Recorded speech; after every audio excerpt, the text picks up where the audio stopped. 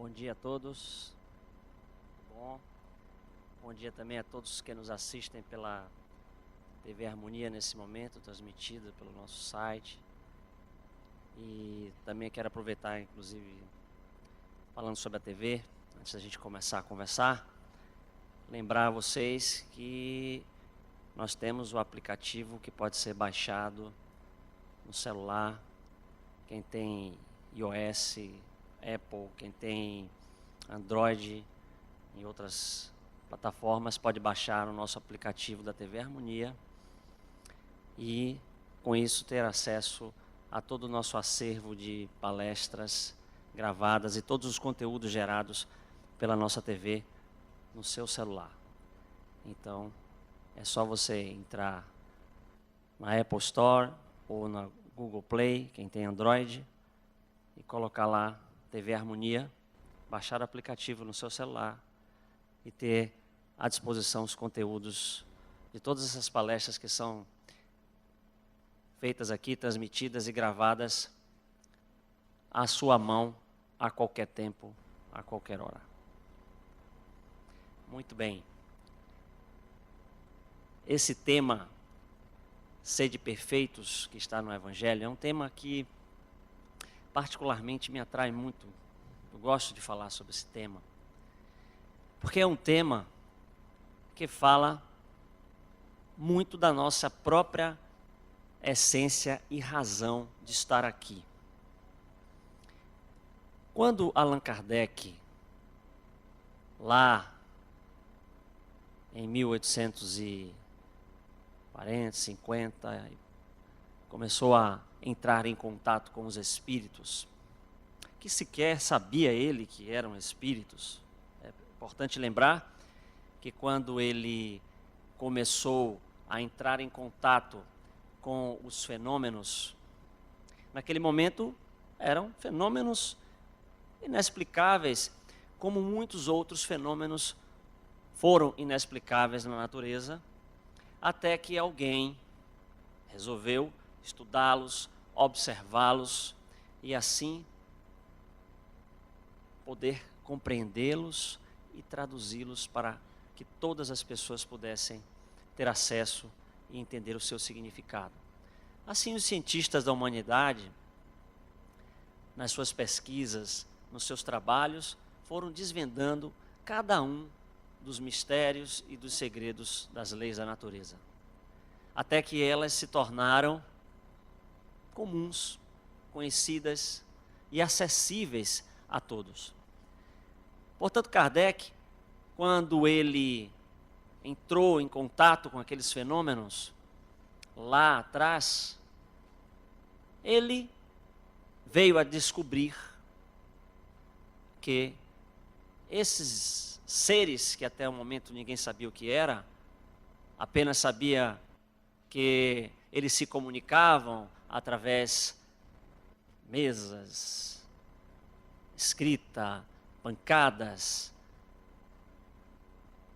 fenômenos materiais, eram espíritos de pessoas, ou seja, eram as pessoas que haviam deixado essa dimensão física e estavam do outro lado, do lado do além, sei lá, como a gente gosta de falar, o além, ou seja, em outro nível vibratório, em outra dimensão. E essas pessoas, que são espíritos sem o corpo, estavam ali em diversos graus de caráter, de inteligência, de forma de expressão. Não havia uma uniformidade. Não eram todos gênios, nem todos maus, nem todos bons, nem todos ruins. Eram tão diversos quanto nós. Pessoas diferentes.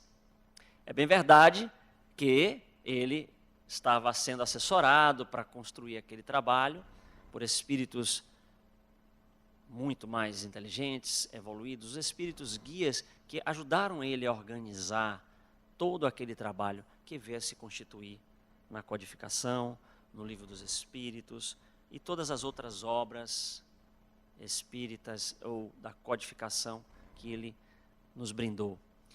Essa diversidade dos espíritos e das pessoas mostra que existe uma progressão, que nós nos encontramos em estados diferentes uns dos outros, porque estamos numa trajetória de crescimento, de avanço, estamos numa trajetória onde hoje estamos de uma maneira, amanhã estaremos de outra, melhor, pior, mas sempre avançando.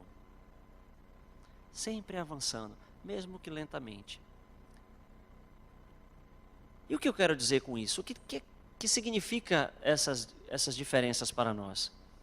Significa que a natureza espiritual, a nossa natureza, a nossa essência, é de um ser que busca crescer, que está permanentemente, mesmo pensando que não está, avançando, tentando ser melhor.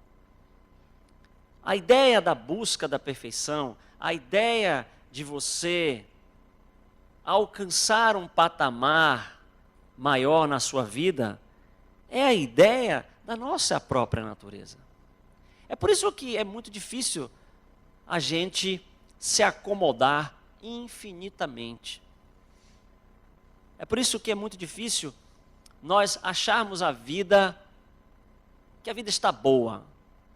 Às vezes as pessoas ficam meio irritadas com isso, porque estão insatisfeitas com a vida que leva. Você está insatisfeito? Não está feliz? Por que agora eu já alcancei tudo que eu gostaria, ou alcancei já boa parte? Ah, mas eu não. Mas aí eu acordo num dia com aquela sensação de quero mais. E aí você fica insatisfeito, aí você às vezes fica até zangado, triste. Mesmo que tudo esteja correndo bem, e eu sei que cada vez é mais difícil isso acontecer nessa vida atribulada que a gente leva, tudo arrumadinho, mas há sempre uma insatisfação no nosso viver. Há sempre algo que você olha e diz assim, ou pensa, ou ouve, escuta, eu podia fazer isso, eu podia avançar, eu podia mudar isso. Essa inquietude da natureza humana, da minha natureza, da sua natureza, tem a ver com esse, digamos assim, aplicativo, agora que é, esse app que Deus botou dentro da gente, que nos leva na direção dele, nos leva sempre na direção dele. É porque está lá no Velho Testamento, o homem foi criado, e aí, sem nenhum machismo, só estou falando, tá, porque está nas escrituras. Homem, entenda aí, cabe dentro desse homem, mulher, homem, tudo, né? Homem foi criado à imagem e semelhança de Deus. E aí no texto fala que essa semelhança significa que nós temos todos os atributos divinos. Todos. Tudo que Deus é, nós também somos. Agora, não plenamente realizado.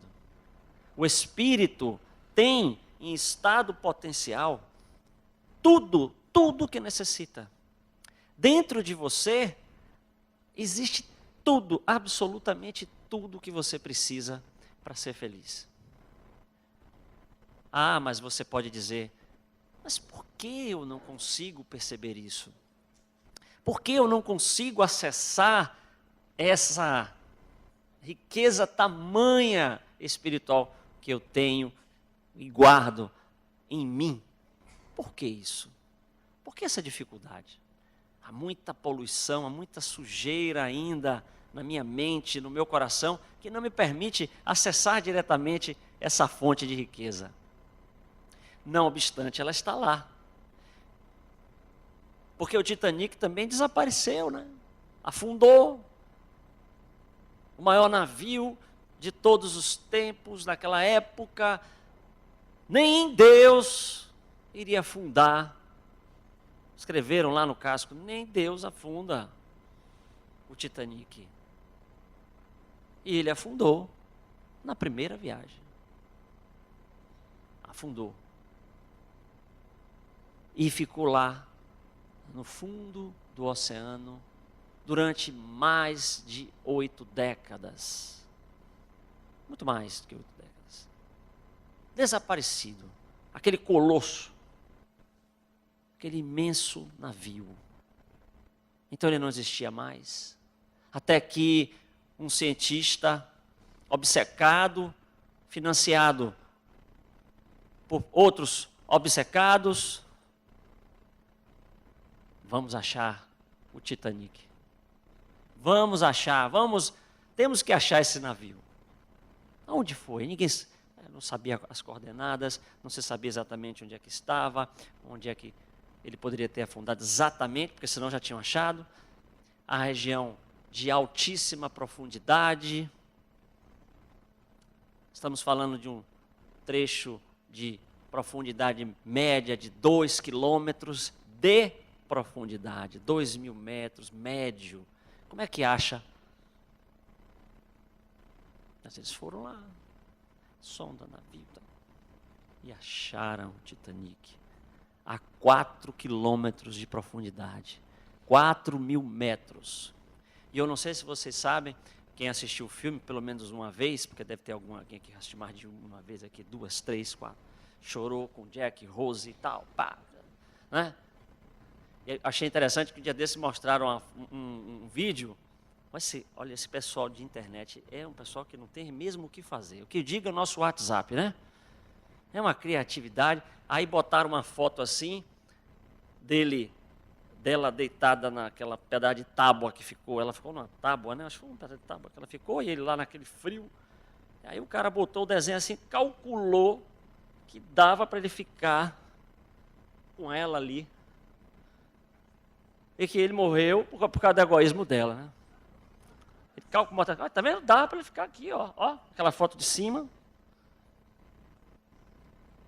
Pois é, o egoísmo, né? Mas vamos lá. O fato é que o Titanic foi achado. Acharam até a caixa preta do aquele avião que caiu indo para a França, no meio do oceano, um negócio desse tamanho. Né? Imagine.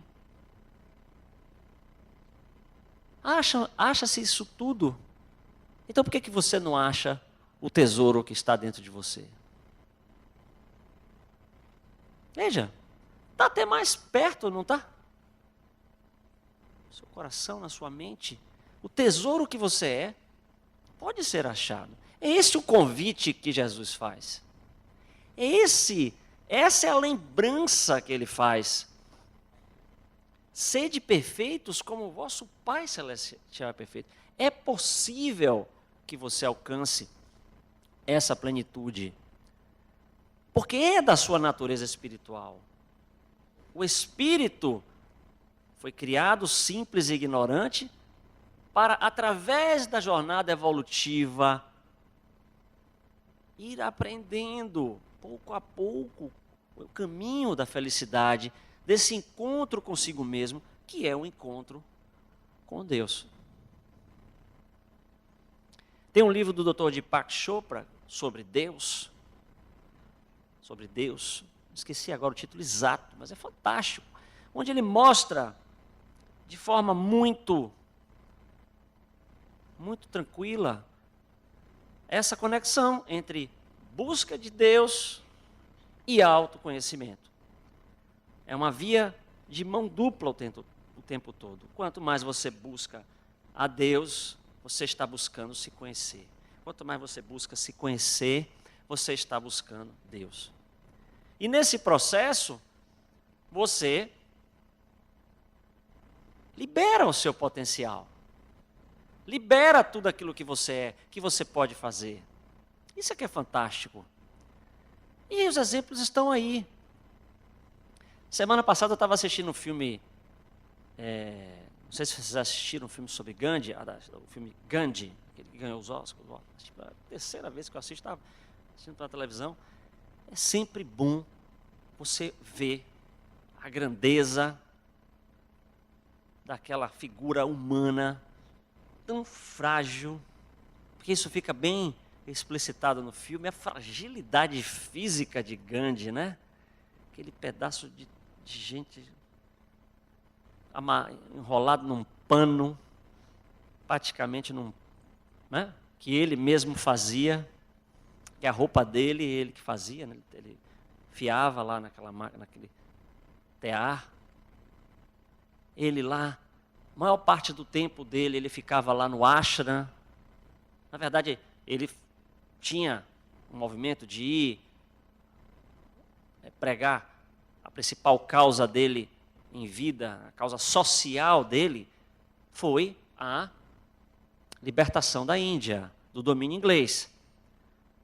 Mas, na verdade, ao ver a trajetória de Gandhi, ao olhar a vida dele, a gente vê que essa trajetória, esse movimento de libertação da Índia, na verdade, foi uma consequência do aprofundamento dele na grande crença sobre a verdade, a coerência e a não violência. Então, a grande pregação de Gandhi era o amor expresso na não violência e na verdade. Ele era alguém absolutamente comprometido em falar a verdade. E a praticar a não violência pelo aprofundamento do amor. E a frase é dele: quando um só homem atingir o amor absoluto no seu coração, ele poderá neutralizar o ódio de milhões. E foi isso que ele fez. E é isso que está lá. Aquela figura frágil, frágil, frágil. E para piorar ainda mais, quando a coisa complicava lá durante a Revolução, e que as pessoas, o pessoal começava a perder a paciência e querer pegar nas armas e querer resolver logo na porrada a questão da libertação dos ingleses, aí o que ele fazia para acalmar o pessoal? Alguém sabe? Ele ia para a rua, pegava o microfone, começava a discursar. Calma, não bata, não briga, era isso que ele fazia? Não, exatamente. Alguém falou, é greve de fome, mas era um jejum. Ele começava a jejuar. Ele dizia, eu vou jejuar até que vocês parem. Ele começava a jejuar. E aí o pessoal começava, olha, Gandhi está jejuando, disse que só vai comer quando a gente parar a confusão aqui. E não era coisa de confusão de pouca gente, não, porque na Índia tudo é milhões, né? Então, naquela época eram 350 milhões de indianos. Já tinha mais gente na Índia que no Brasil hoje. Lá nos anos 40, nos anos 30. 1930, 1940. 350 milhões de indianos. Hoje já passou de 1 bilhão, né? De indianos. Então era muita gente para acalmar. Mas ele no jejum, jejuava.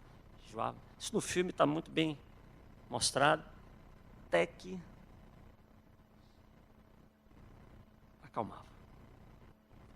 Mas ele era firme nesse propósito. Não abria mão. Ele chegava em algum momento a dizer, se é para ser dessa forma, então vou parar a campanha, não vamos parar. Esquece esse negócio de revolução, esquece esse negócio de libertação, eu desisto. Porque ele só queria desse jeito. Só aceitava dessa forma. Era a desobediência civil, só. Eu não aceito que você me domine como povo colonizador. Não aceito as suas leis, aceito as minhas leis. Ponto. E aí eu não obedeço. Se eu não obedeço a alguma coisa, eu não estou fazendo mal a ninguém. Eu simplesmente não obedeço. Ponto. Era essa a premissa. Mas o que está por trás aqui? Está por trás o exemplo de um homem que soube acessar, dentro do seu propósito religioso e espiritual, essa dimensão de força, de poder que nós, qualquer um de nós, temos. Eu tive a oportunidade de fazer formação em programação neurolinguística, PNL, e um dos princípios da programação neurolinguística, dentre tantos que ela tem, é o seguinte: se alguém pode fazer algo, eu também posso. Isso é um princípio. Basta que eu modele, basta que eu veja de que forma, como esta pessoa age. Eu posso modelar a pessoa, eu posso tentar imitá-la, não copiá-la simplesmente perdendo a minha personalidade, mas observando. E muito da programação neurolinguística surge a partir desse processo. O processo de observação das pessoas de sucesso, das pessoas que alcançaram determinado êxito em alguma dimensão de suas vidas, e aí você vai, modela, e depois você segue, sem precisar perder a sua personalidade. Então, se alguém pode fazer alguma coisa, eu também posso. É um princípio. É um princípio que nos leva adiante. E veja, a própria doutrina espírita, como ela coloca Jesus? Como é que ela coloca? É como Salvador? Muito embora ele possa... Eu gosto desse negócio quando o pessoal fala assim nas aspinhas, né? Salvar. Né? Tem gente que só fala assim, já reparou? Não sei o quê. Só... Aspas. Salvador. Ele nos salva dentro do contexto do Espiritismo. Não é aquela salvação de que vai lá, ele resgata das trevas, do sofrimento, da dor, e meio que quase que faz para você o trabalho, né? Porque dentro de outras propostas, a ideia do Jesus Salvador é mais ou menos assim: venha, aceite Jesus, que ele vai te retirar dessa vida de sofrimento, de dor, de lágrimas. Aí você, eu creio, eu estou salvo.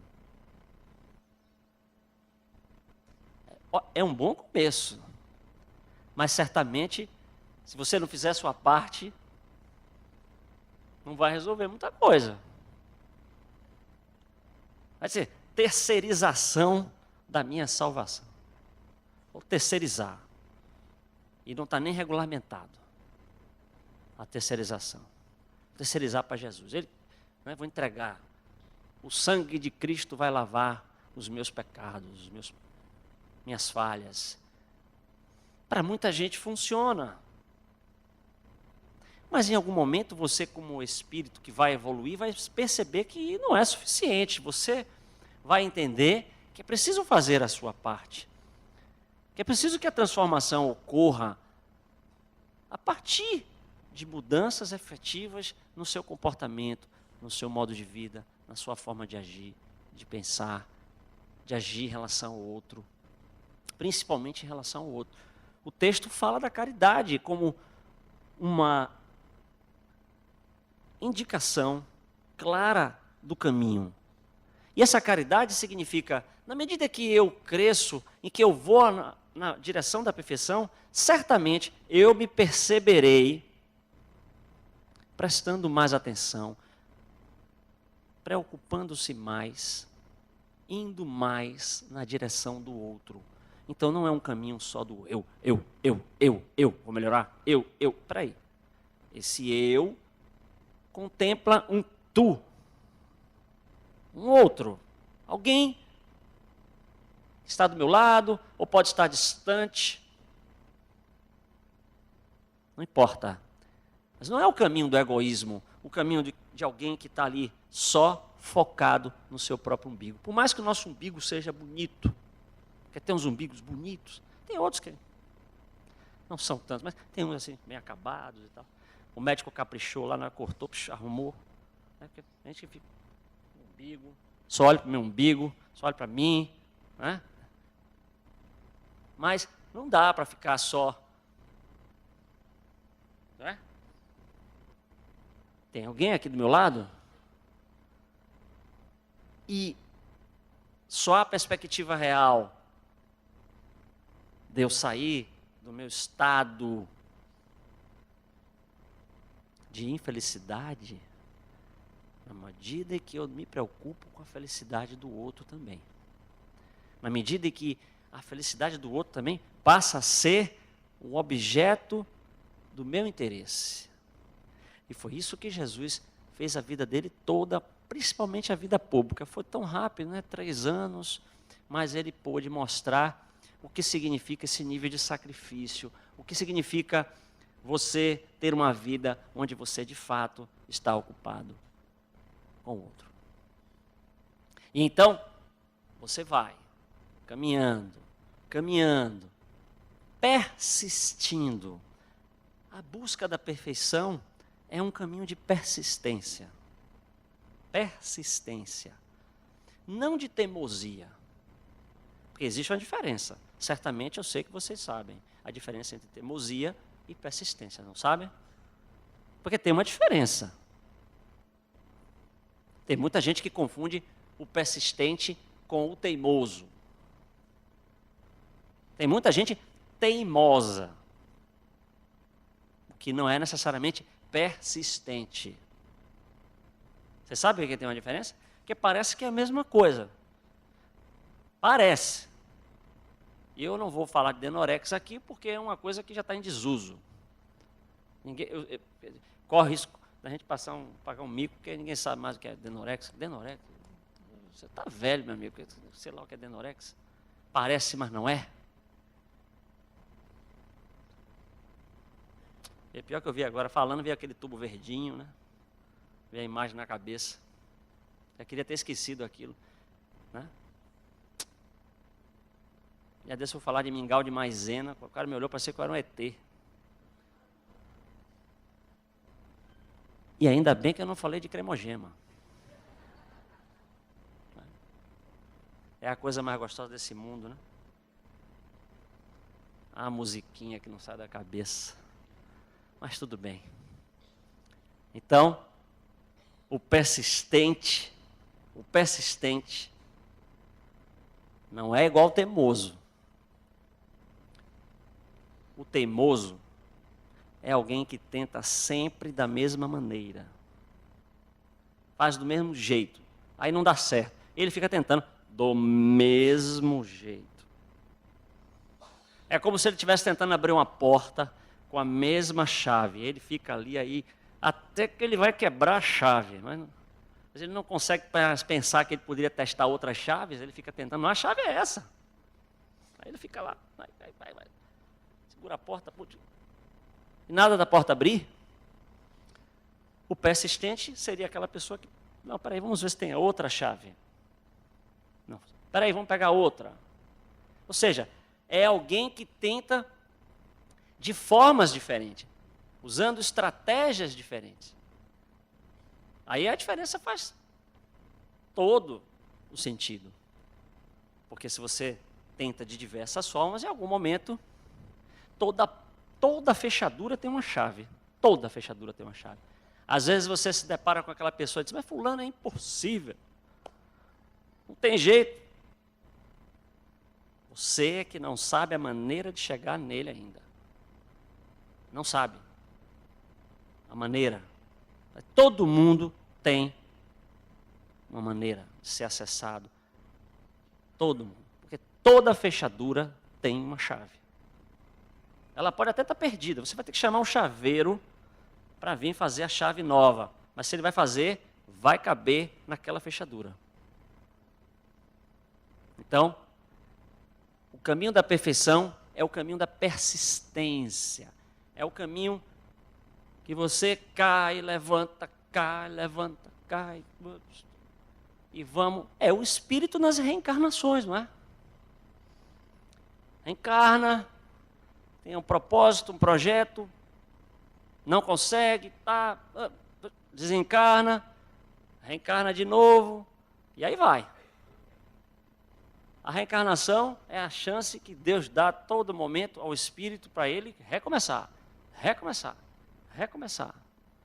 E aí ele vai. Porque se tivesse só uma encarnação para resolver tanta neura, tanto complexo que a gente tem, é muito pouco.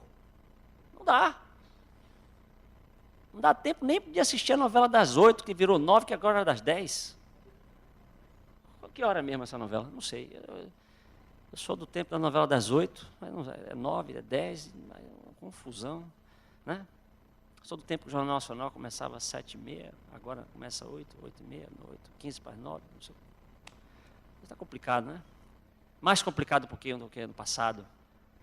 Então, é um caminho de persistência, é um caminho daquele que o espírito deve manter o foco na busca da sua perfeição. Mas não é da perfeição, de ficar bonitão, de ficar top, top, como o pessoal bota lá no WhatsApp. Top, top. Né? Fulano é top, top. Assim? Não, não é essa a perfeição aí, não. Porque veja, a perfeição de Gandhi é algo de dentro, de alguém que se sente pleno, em paz.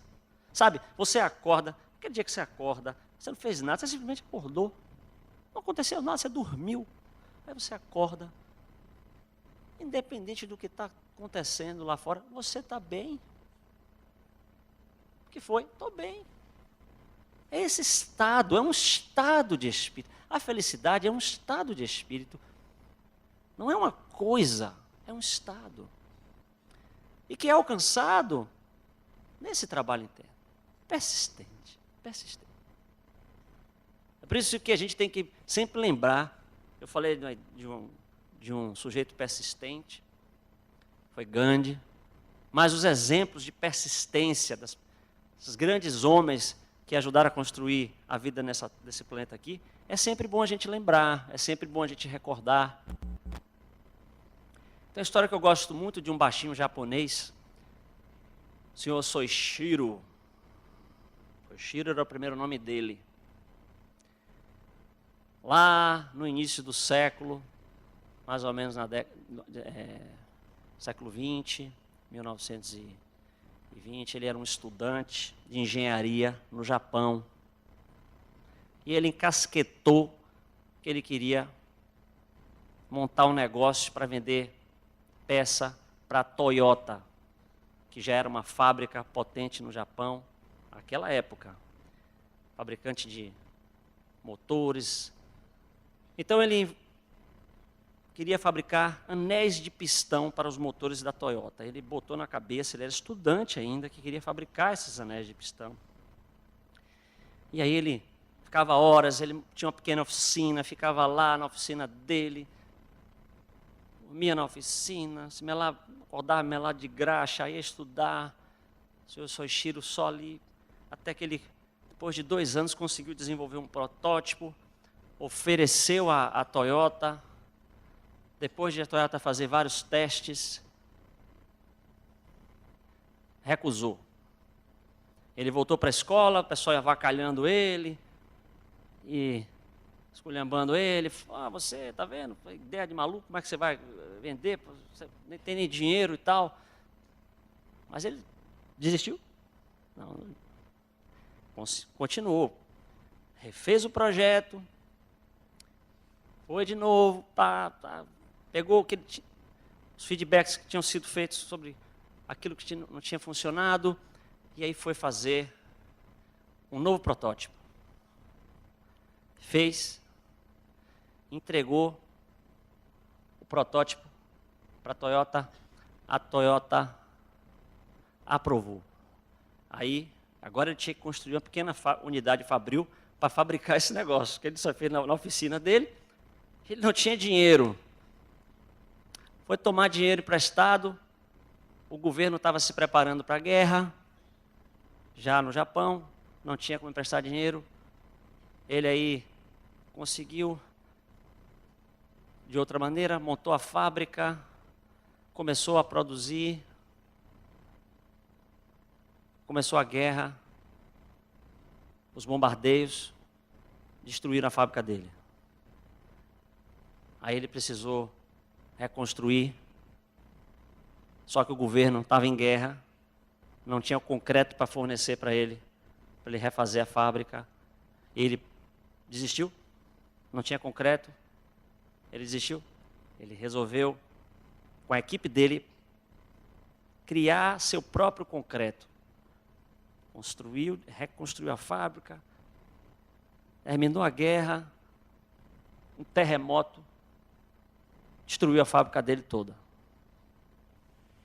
Destruiu a fábrica. Certamente que ele é um cara, e agora, o que é que eu faço? Vou desistir, né? Não tenho o que fazer. Aí, pós-guerra, ele sem fábrica, uma escassez tremenda de combustível no Japão. O que é que ele faz? Ele tem uma ideia. Vou botar motor nas bicicletas. Aí ele pega, bola o motor, acopla o motor na bicicleta, começa a vender algumas unidades, mas não estava muito boa. Ele refez o protótipo, sucesso tremendo, gastava pouco combustível, era leve, rápido. Aí ele precisava montar uma fábrica porque a demanda estourou. Ele tinha dinheiro? Não. Ele não tinha dinheiro para montar uma fábrica, para produzir aquilo em escala, porque tinha uma demanda muito grande. O que é que faz? O governo não tinha como emprestar. Certamente ele desistiu. Não. Ele pegou, escreveu pessoalmente uma carta para cada um dos revendedores de bicicleta do Japão. Eram aproximadamente 18 mil revendedores de bicicleta. Ele escreveu para os 18 mil, pedindo que eles se associassem e investissem uma cota, que ele ia montar uma fábrica para fabricar esse veículo e vender para eles. Conseguiu que 5 mil desses 18 mil entrassem com a cota no investimento. E aí eles ajudaram a criar a primeira unidade da Honda. Esse baixinho aí, do senhor Soichiro, é nada mais nada menos que o senhor Soichiro Honda, fundador de uma das maiores indústrias de motocicletas e automóveis do mundo. Mas por quê? Porque ele sempre escolhia focar no seu objetivo e não na adversidade. Você pode escolher o que você quer focar quando algo lhe acontece. Aí você pode lembrar da sua natureza divina. Então você pode pegar o farol, pega um farol desse aí, hoje vai ter peça de teatro aqui e tal, ó. Foco na sua natureza divina. Foco no seu potencial ilimitado de crescimento, porque você é um espírito imortal, você nasceu para ser feliz, para evoluir e avançar. Se você bota o foco aí, você vai, você prossegue, você cresce. Se você vai ser perfeito ou não, daí o tempo dirá, mas certamente estará mais próximo cada vez de Deus. Muito obrigado.